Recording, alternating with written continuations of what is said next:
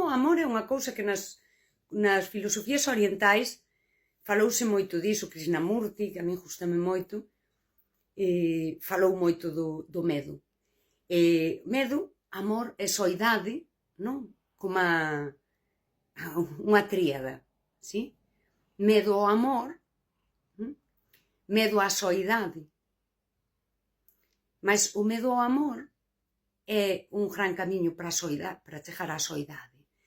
Pero creo que é de orixe oriental tamén esta idea do pupilo que vai ao mestre e pregúntalle que é o amor. E o mestre dille que é a ausencia de medo. E di, a que temos medo? O amor. Por iso o amor é a ausencia de medo. E nós, ao fin, somos seres sociais, de natural, tendemos a vincularnos, mas está o medo. Porque é certo que as persoas poden facerche un dano moi grande. A ti poden pasar moitas cousas. Ti podes ter un accidente, non? Ti podes dir, pois, que mala sorte, ou incluso, pois, fun imprudente, tes unha explicación. Unha enfermidade é algo que está aí. E nós sabemos que a podemos ter. E se a temos, pois, teremos que afrontala. E podemos ter medo a unha enfermidade, pero entraría dentro do esperable. O mal que che fai unha persoa cando fai algo consciente, non? Unha persoa que está na que hai vínculos, senón non che fai ese mal emocional, non? A idea é sempre de que non é, ou seja, non era algo inevitable. A persoa ca que te vinculas pode elixir tratarte ben ou tratarte mal. Pode elixir coidarte ou descoidarte. Borges, nos poemas, describe moi ben esta cousa que el tiña, non? Ese medo.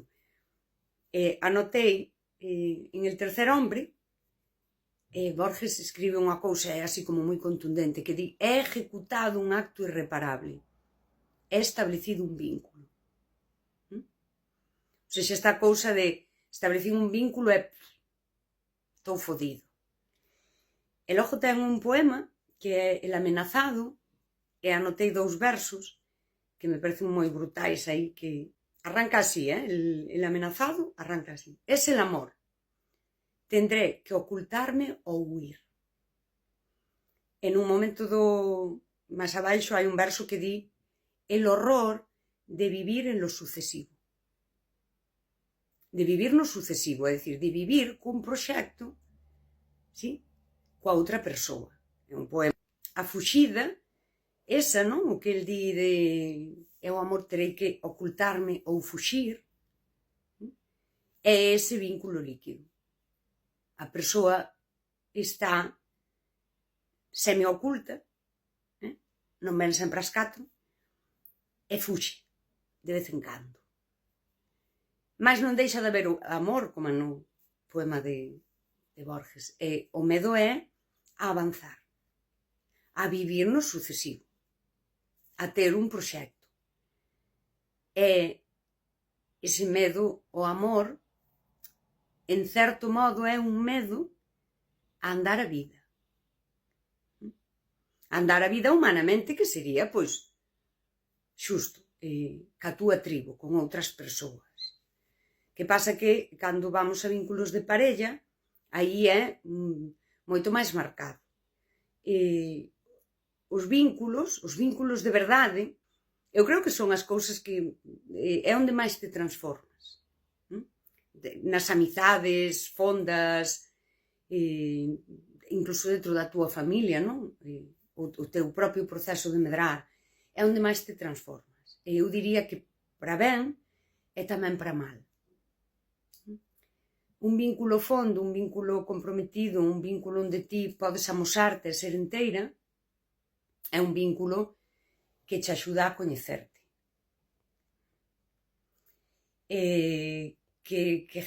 O autocoñecemento é un punto moi bo para unha boa autoestima. Nin alta nin baixa, boa. Sí? onde te coñeces un pouco, por iso de amosarse e ser enteira, non? Onde te coñeces no teu mellor, no teu peor, no teu regular, nas cousas que che costa xestionar, e se o vínculo permanece, ti aí medras. Ese horror que diría Borges a vivir no sucesivo é tamén un pouco o medo a cambiar, o medo ao cambio. E aquí sí que a psicoloxía podería dicir que o noso cerebro non lle gustan os cambios. É reacio a cambiar, é reacio a renunciar, é reacio a romper vínculos. Sí?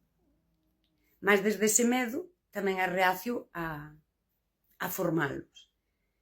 Logo, sociedade líquida, sería ese amor líquido, amor, vamos falar de amizades e todo, serían eses vínculos que non se forman nin se rompen. Nunca non teñen comezo e non teñen fin. E isto, que parece que nos priva, non? De afrontar a dor, a decisión de avanzar no incerto, que é a vida, ao fin e ao cabo, do que poida pasar e todo, xa está, quedo libre diso. Logo quedo libre tamén da dor de que o vínculo rompa, porque como non comezou non vai romper. É laborioso soster vínculos así. As persoas que lles parece un horror vivir no sucesivo e non avanzan. E aí, nese non vínculo que ti estableces, tes dúas opcións, que é paralizarte tamén e vivir nun ecosistema afectivo que é un pouco así unha poza que nin ben viven os cágados, así, moi estancada, ou seguir, avanzar e deixar iso aí. Eu na miña mente podo velo, non? Ou sinto, eu teño que avanzar. Eu si quero vivir. A mí non me parece un horror vivir no sucesivo. A mí parece un horror seguir sempre estancada. O proxecto dun vínculo é parte do teu proxecto de vida. Ti tes un proxecto de vida, ti, eu soa. Eu teño un proxecto de vida. Eu cando me proxecto a 1 ano ou 2 anos vista, eu na miña cabeza sei que persoas quero que sigan aí. Proxéctome con persoas. Eu mírome no futuro e mírome con persoas. Eu creo que hai persoas que creo eu, que eu non estou na súa mente, que xa nin se proxectan. Están aquí con estas persoas, non quero perder as persoas, tampouco me quero vincular para avanzar. Literatura, máis aló de ler filosofía, como lín eu toda a vida, pois sí que podemos facer memoria cultural, porque hai moitos autores que, ao final, sobre todo os poetas, non? Esa filosofía en verso.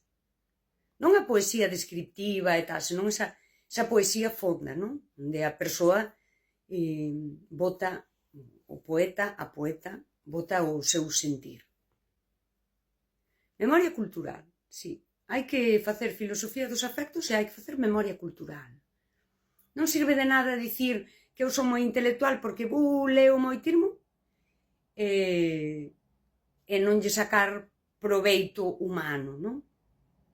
Inda ben honrar a memoria daquelas persoas, non? Que deixaron un legado literario, honrala é tamén integrar o que lemos e que nos sirva aquel seu saber ou aquela súa vivencia que nos sirva a nós. Aí sí que podemos dicir que somos intelectuais. Cando me divorciei, no 18 comecei a ler, e ainda lín ben. E no 19 arranquei lendo e fun así en picado. E logo da pandemia, despois da pandemia, no ano 22, arranquei outra vez ler. E a min unha das cousas que eso que chaman bloqueo lector. Agora mirando atrás, a min o meu bloqueo lector sempre foi máis por exceso de vínculos que non veñen sempre ás 4, que me teñen a cabeza ocupada. Iso é peor que a mirar TikToks. Que a miña incoherencia favorita na vida é falar moitas veces de como a rede nos inflúe e logo subir TikToks. Pero sí, o exceso de vínculos vacíos, de vínculos inconsistentes e así, eran parte do meu bloqueo lector. Ocupaban moito espacio na miña mente, facían moito ruído na miña mente para non me dar nada.